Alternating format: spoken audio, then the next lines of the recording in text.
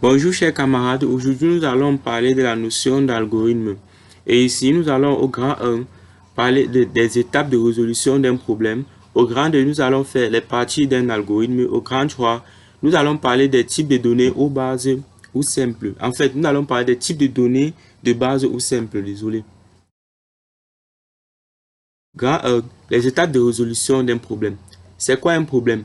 Un problème est l'écart de distance entre une situation réelle non satisfaisante et une situation souhaitée. Donc, ici, là, nous avons déjà parlé, nous venons de donner la définition de problème. C'est quoi résoudre un problème? Résoudre un problème, c'est trouver une solution au problème posé. Donc, résoudre un problème, c'est trouver une solution au problème posé. Bon, comme étape de résolution d'un problème, nous avons la première étape, comprendre le problème. Donc, il est nécessaire pour nous de comprendre le problème avant de se lancer dans la résolution.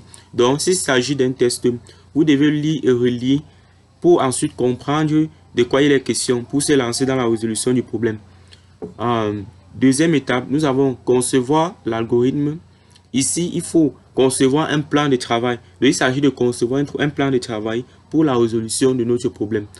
Coder l'algorithme. Coder l'algorithme, ici, nous allons utiliser un éditeur pour ensuite coder et voir les résultats de l'algorithme. Au 4, nous avons tester et valider l'algorithme. Ici, il est question pour nous de tester et voir si l'algorithme fonctionne normalement. Dans le cas où elle fonctionne normalement, nous allons approuver que l'algorithme résout le problème auquel nous sommes confrontés. Au grand 2, nous avons dit que nous allons parler des parties d'un algorithme. De ce qu'est les parties d'un algorithme, vous pouvez le constater, nous avons là l'entête. Et à partir de ici sur l'entête, nous pouvons voir le nom de l'algorithme. Donc cet espace-ci est réservé au nom de l'algorithme. Et si vous voyez déjà une place qu'on a écrit peut-être, on a écrit algorithme. Et là, nous avons le nom de l'algorithme. C'est qu'il s'agit de l'entête. Et ici, là, nous avons la déclaration des variables et la déclaration des constantes ou des fonctions ou procédures comme nous avons parlé dans la vidéo précédente. Ici, nous appelons cette partie déclarative. Donc là, nous avons l'entête et là, nous avons la partie déclarative. Et de ce qui est du corps de l'algorithme, nous avons là les diverses instructions que nous allons donner à notre machine. Donc en fait, les instructions que notre machine doit exécuter. Au grand 3, nous avons les types de données. Désolé. Au grand 3, nous avons les types de données de base ou simples.